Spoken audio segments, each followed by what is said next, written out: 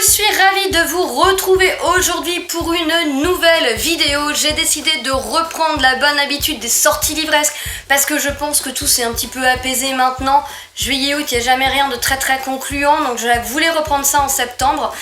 Je suis en retard évidemment, on est le 10 septembre, mais bon, j'espère que vous me pardonnerez. Voilà, je pensais que c'était intéressant parce qu'en plus pour ce mois de septembre, il y a quand même pas mal de sorties. Évidemment, je vous ai noté que celles qui m'intéressaient moi. Je ne pouvais pas tout vous noter, surtout pour ce mois de septembre et la rentrée littéraire. On peut commencer dès maintenant avec le 1er septembre, puisque le 1er septembre est paru l'intégrale de Rosen écrit par Laetitia Danae est paru chez Plume Blanche. Donc c'est un roman, je crois qu'à la base faisait 2 tomes ou quelque chose comme ça. C'est un roman sur les jeans. Rosen en est une, je crois, et on va suivre son histoire. J'en sais pas plus. En tout cas, le roman est paru en intégrale chez Plume Blanche. Ensuite, le 2 est paru La Marche du Levant par Léa Farr-Eisen chez Albin Michel. On est dans un monde, en tout cas dans de l'anticipation, où aujourd'hui la Terre met 300 ans pour tourner sur elle-même, elle est largement ralentie. Du coup, le soleil a tendance à se traîner et à accabler les continents et les océans. Les peuples, eux, vont s'adapter et ils sont contraints à un nomadisme plutôt lent, puisque je pense en fait qu'ils suivent tout le temps la course du soleil. On a donc les peuples du Levant qui suivent l'aurore et les hordes du couchant qui, elles, vont suivre bien évidemment le crépuscule. Et c'est dans ce contexte que va suivre un maître assassin du nom de, je ne sais plus, Céléria. C'est une femme assassin qui va, j'ai pas tout compris, mais contribuer sans le vouloir à l'accomplissement d'une prophétie. Je trouve le pitch plutôt prometteur, donc ça c'est à voir. Ensuite, le 3 septembre va paraître Vow of Thieves, le tome 2 de Dance of Thieves par Mary E. Pearson chez La Martinière Jeunesse. On est dans de la fantasy young adulte et je crois que le pitch est quand même... Bonjour le chien.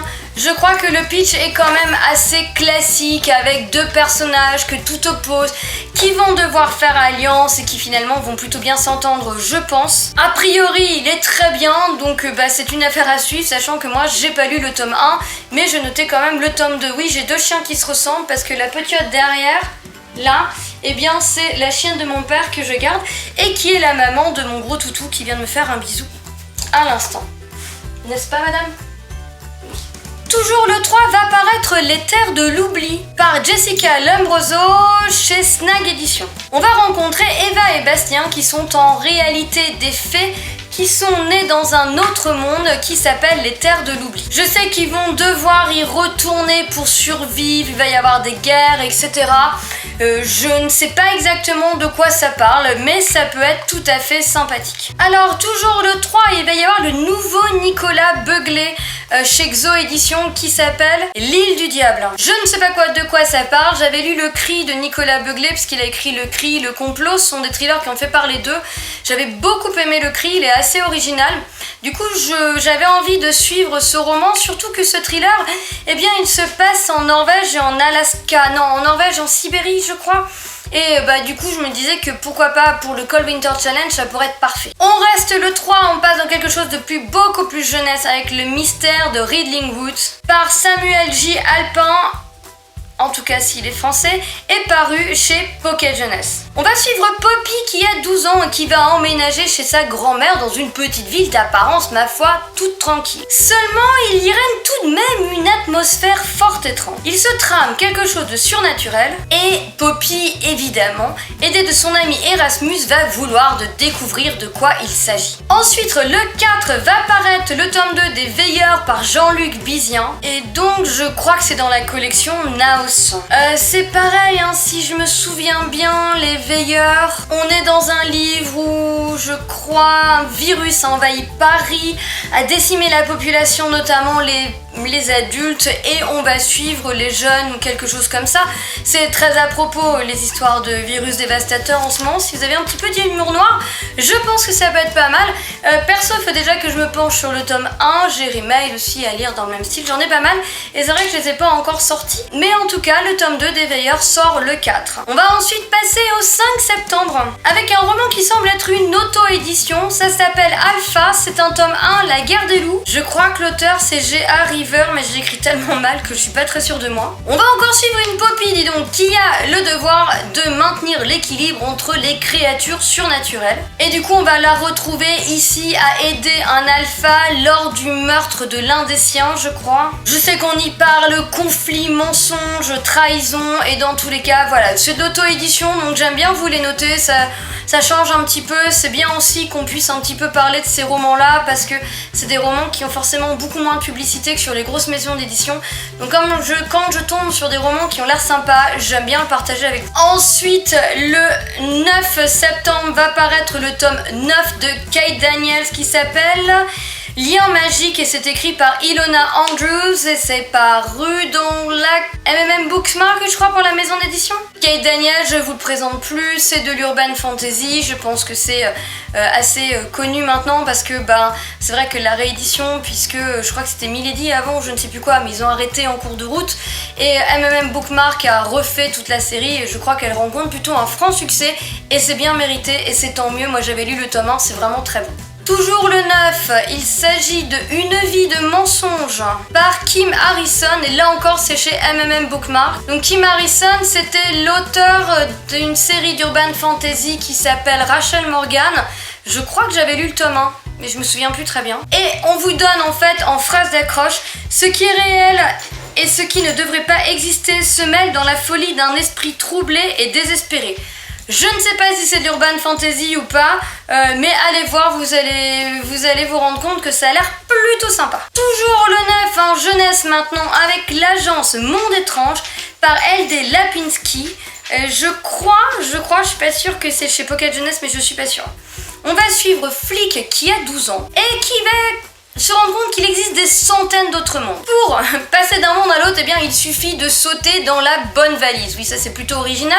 J'ai essayé, du coup avec la mienne ça n'a absolument pas marché, je me suis juste fait mal aux fesses. Il va aussi se rendre compte qu'une ville est en danger parce qu'on a des bâtiments, des quartiers complets qui vont se mettre à disparaître. Et donc Flick, il va évidemment essayer de stopper l'engrenage, il va essayer de sauver la ville et notre monde avec, puisque je peux supposer que, eh bien, s'il ne le fait pas, ça va détruire au moins un monde, voire plusieurs. Le 10 septembre va paraître le nouveau Vincent Villeminot Comme des sauvages qui paraîtra chez Pocket Jeunesse. Ne me demandez pas de quoi ça parle, je n'ai absolument pas regardé, je note parce que c'est Vincent Villeminot. Le 10 toujours va paraître Ordo par Anthony Combrexel aux éditions 404. Il a écrit cet auteur Presque minuit, etc. C'est un auteur que j'ai rencontré à Montreuil aussi, qui est super sympa. Le bouquin avait l'air vachement bien et Ordo, son nouveau livre, a l'air très très bien. Donc voilà, si jamais vous avez lu les autres et que vous êtes intéressé, il sort bientôt. On est dans un monde où il y a 5 familles qui font partie de l'Ordo Magique et ils utilisent l'Obscur, qui est une magie, je crois, issue d'un monde démoniaque, pour en fait diriger un petit peu au moins leur ville. Et donc en fait les 5 familles ont un ancêtre commun qui est 365 ans, toujours vivant, jusqu'à ce qu'il se fasse flinguer, je crois, au début du roman. Et du coup, je crois qu'on suit 5 jeunes gens qui sont fils des dirigeants des 5 familles régnantes, entre guillemets, qui vont essayer de faire un cambriolage magique pour essayer de voler une couronne et en gros devenir calife à la place du calife. Je crois que ça leur donnait du pouvoir. Je peux pas vous dire le pitch dans les détails, mais voilà, ça avait l'air bien sympa, donc j'ai noté. On reste le 10 avec le tome 3 des voleurs d'histoire qui s'appelle Les origines secrètes. Ça paraît aujourd'hui chez Pocket Jeunesse et c'est écrit par James Riley. Alors j'ai pas encore commencé cette série jeunesse, c'est cette série, vous savez, où les jeunes peuvent entrer dans les livres. En fait, ils sautent dans les livres, je crois, ils arrivent à rentrer dans les histoires, sauf que il ne faut pas qu'ils interviennent et l'un des deux va intervenir, je crois, ou quelque chose comme ça. Ça a l'air sympa, donc je sais pas si c'est bien mené, mais en tout cas le pitch a l'air très sympa. Pour ceux qui sont plus en avance que moi, le tome 3 paraît bientôt. On fait un petit bond maintenant pour aller au 14 septembre avec le tome 1 de Fallen Academy, première année, écrit par Leia Stone, et paru chez Bookmark Edition, et je crois que c'est une collection Teen Spirit ou quelque chose comme ça. Je vous lis le début des résumés parce qu'il est quand même excessivement bien fait. Brielle Atwater n'est pas sûre de grand chose, mais elle en sait certaines avec certitude. 1. Avoir des ailes noires, c'est pas normal. 2. Vendre son âme au démon, c'était une erreur. 3. Lincoln Gray est le plus gros con qu'elle ait jamais rencontré, mais ne pas tomber amoureuse de lui risque de se révéler impossible. On est en fait dans un univers où je crois les anges sont tombés du ciel pour combattre les démons, les humains ont été affectés et maintenant eh bien chaque humain ont un côté démoniaque, en tout cas un don démoniaque où ils ont été bénis par un ange. Et du coup eh ben on va suivre notre petite héroïne qui je crois espérait bien avoir des jolies ailes d'ange et qui va finalement intégrer la Fallen Academy, une école prestigieuse pour les déchus je crois, enfin bon je crois qu'elle s'attendait pas trop à tomber là-bas. En tout cas le pitch a l'air super original, j'ai pas voulu le lire trop en détail parce que j'ai envie de garder un petit peu la surprise parce que celui-là c'est certain je vais le commander. Toujours le 14, il y a le tome 1 des chroniques de Cromwell qui vont sortir.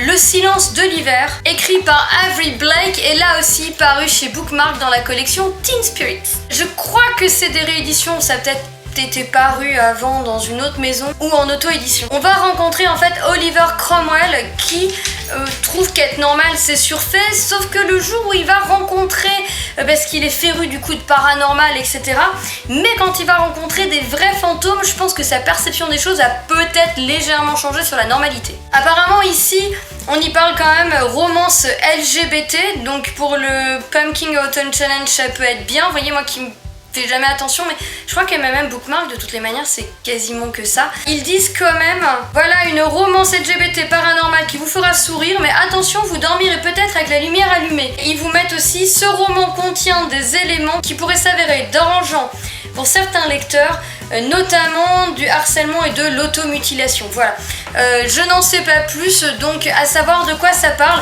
mais c'est pareil, ça peut être tout à fait sympa si c'est bien écrit. Enfin, pas l'automutilation, j'entends, les histoires de fantômes. Ensuite, le 16 septembre, va sortir Sorcery of Thorns par Margaret Rogerson dans la collection Big Bang de chez Brajlon. Ici, on est dans un univers qui, évidemment, va parler de sorciers. On va suivre Elisabeth, qui est élevée au milieu des livres d'une bibliothèque, et je dirais des livres un peu spéciaux puisqu'on parle de grimoires magiques. Les grimoires sont plutôt maléfiques et d'ailleurs l'un des ouvrages va se transformer en monstre de cuir et d'encre, va semer la mort et la destruction et évidemment c'est Elisabeth qui va être accusée puisqu'on va dire que c'est de sa faute. Il semblerait que la jeune femme se retrouve prise dans une conspiration vieille de plusieurs siècles et du coup elle va être prise dans un engrenage où elle va devoir s'allier avec son meilleur ennemi pour sauver le monde. En tout cas, c'est pareil, si c'est bien écrit, ça peut être super chouette. Ensuite, le 16, toujours, va paraître le tome 1 de Derrière toi, la malédiction des trois, écrit par Evelyne Brizou-Pellen, je crois que ça va apparaître chez Baya. C'est l'autrice qui a fait toute la série de Le Manoir. Ce que je me suis plantée, c'est pas la malédiction des trois, c'est la malédiction des 33. On va suivre Tess qui voit des choses, ou plutôt des personnes qu'elle ne devrait pas voir. Et donc, on va partir dans toute une histoire autour de ça. Et je vous laisse découvrir la suite par vous-même. Le 17 va paraître Les Cires, la prophétie de Nokomis, écrit par Myriam Savary et paru chez Nouvelle Plume, qui est donc la collection de France Loisirs. Je crois qu'ici on est plutôt dans de la science-fiction. On va se retrouver sur une planète du royaume où il y a des créatures, les errants, qui déciment la population. Parmi les survivants, il y a ceux qui ont le don, je ne sais pas ce que c'est, en tout cas ils vont être recrutés pour faire partie des soldats nommés les Cires. Les Cires, c'est une sorte de garde royale. Et on va suivre les aventures de Liane, qui est une jeune fille qui va intégrer cette garde royale, ces Cires, et je pense qu'il va se passer pas mal de choses. Je n'en sais pas beaucoup plus, mais là encore, c'était un pitch qui m'a bien plu. Donc ma foi, je l'ai noté et c'est aussi une affaire à suivre. Le 18 va sortir Orami, l'avènement de l'ombre. Je crois que c'est un tome 2. C'est écrit par Aurélie M.L. Swan et je crois que c'est Évidence Édition, mais je suis pas super sûre de moi. Alors visez un peu, ici on vous parle d'une terre légendaire, on vous parle de centaures, de dragons, d'elfes, de nains, de créatures fantastiques. On vous parle d'une prêtresse malfaisante à détruire et on vous parle d'une enfant de la prophétie qui évidemment est vouée à détruire la malfaisante prêtresse. Je pense que ça peut être super sympa, comme je vous l'ai dit, de ce que j'ai compris, on va aussi y parler de centaures et d'autres créatures et je pense qu'il y a moyen d'aller dans quelque chose qui va changer un petit peu d'ordinaire. Le 18 septembre, va sortir chez Scrineo le tome 2 de La Dernière Geste, écrit par Morgan O'Glencoe. Donc c'est un roman qui est paru dans la collection Naos, je crois que c'est ActuSF à la base. On y parle de fées, on y parle de Japon, on y parle de pays. J'ai le tome 1, je l'ai toujours pas lu, mais apparemment c'est excellent. En tout cas, ce tome 2 est bientôt à sortir. Le 23 septembre, oui, va sortir le tome 6 de Black Wings par Christina Henry. Blackheart, je crois que c'est ce tome 6, c'est chez Milady. C'est génial et je pense que j'ai pas besoin de vous présenter cette série parce que de toutes les manières, je vous bassine avec à chaque fois. Le 23 va aussi paraître un autre roman chez Milady avec le tome 4 de Nora Roberts, Déchaîné, écrit par Jackie May. J'ai lu le tome 1, c'est pas mal, je pense laisser sa chance au tome 2. Dites-moi ceux qui sont un peu plus en avance que moi si vous avez aimé ou pas. En tout cas, sort ce tome 4 très bientôt. Et enfin, le 24, je n'ai pas tout compris, donnez-moi des infos aussi si vous en avez plus. Mais il me semblerait bien qu'on a une réédition de Keleana l'assassineuse. Et donc peut-être bien qu'avec un peu de chance, on aurait les 6 tomes cette fois, ce qui ma foi serait plutôt génial parce que je pourrais enfin me plonger dans cette saga de fantasy qui a des avis plutôt dithyrambiques. J'ai acheté le premier tome en anglais mais j'ai pas encore eu le courage de me plonger dedans. Donc si on avait une réédition complète de la série, ce serait extraordinaire. Donc voilà les amis, j'en ai terminé avec ces nouvelles sorties. Il y a un beau panel pour ce mois de septembre. Je vais essayer pour ma part de ne pas trop craquer, mais un petit peu quand même. En tout cas, dites-moi de votre côté s'il y a des sorties qui vous tentent que je n'ai pas mentionnées. Et puis, je vous retrouve dans une prochaine vidéo très bientôt. Et en attendant, je vous souhaite à toutes et à toutes d'excellentes lectures et une très bonne journée. Ciao, bye!